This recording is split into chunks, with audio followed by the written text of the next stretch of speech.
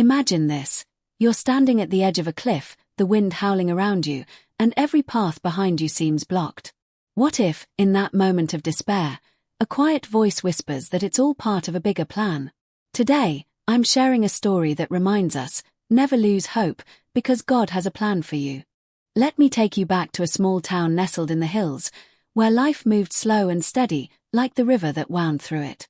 Our story is about a young man named Daniel. Daniel was the kind of guy everyone liked, always smiling, always helping out. He grew up in a modest home with his mom and little sister, after his dad passed away when he was just 10. From that day on, Daniel dreamed big. He wanted to be a teacher, to inspire kids like him who had lost something important. "Mom," he'd say, "one day, I'll make you proud. I'll change lives." Daniel worked hard through school, staying up late with his books under a dim lamp.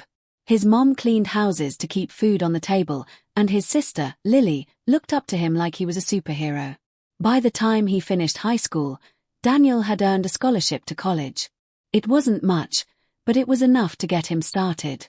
He packed his bags, hugged his family tight, and headed off to the city, his heart full of hope. "This is it," he thought. "This is my chance to build a better future." But life doesn't always follow our plans, does it? College was tougher than Daniel imagined. The classes were intense, and he juggled part-time jobs to send money home. At first, he pushed through, acing his exams and making friends. Then, one rainy afternoon, a call came that shattered everything. His mom had fallen ill, something serious with her heart. The doctors said she needed surgery, but the bills, they were sky high. Daniel's world tilted. He started skipping classes to work extra shifts at a diner, flipping burgers until his hands blistered. Sleep became a luxury he couldn't afford.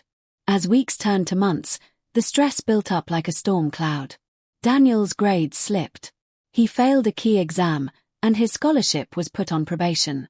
"How can this be happening?" he whispered to himself one night, staring at the ceiling.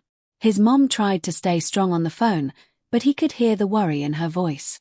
Lily, now a teenager, was acting out at school, missing her big brother. Daniel felt like he was failing everyone. He prayed every night, asking God why. "If you have a plan, show me," he'd beg. But the answers didn't come. Doubt crept in, slow and cold, like fog rolling over the hills. Things got worse before they got better.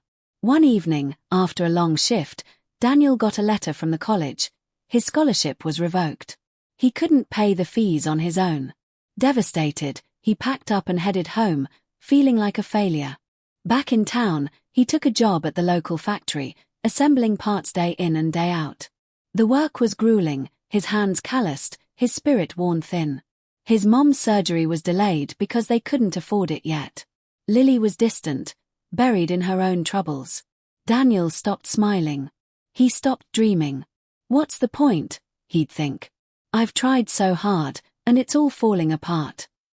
One particularly bad day, Daniel hit rock bottom. It was winter, the kind where the cold seeps into your bones. He'd just learned that the factory was laying off workers, and he was on the list. Overwhelmed, he wandered to the old bridge by the river, the same spot where he used to fish with his dad as a kid.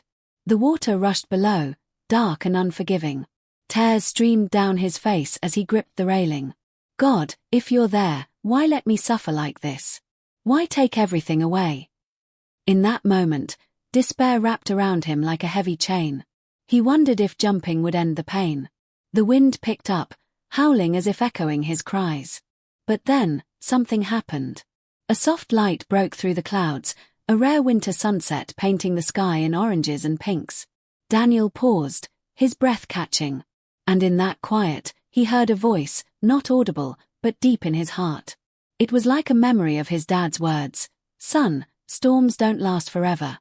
Trust the path, even when it's hidden." He looked down at the river and remembered how it twisted and turned but always found its way to the sea. Was this a sign? He stepped back from the edge, his legs shaking. For the first time in months, he felt a spark of something, hope, maybe.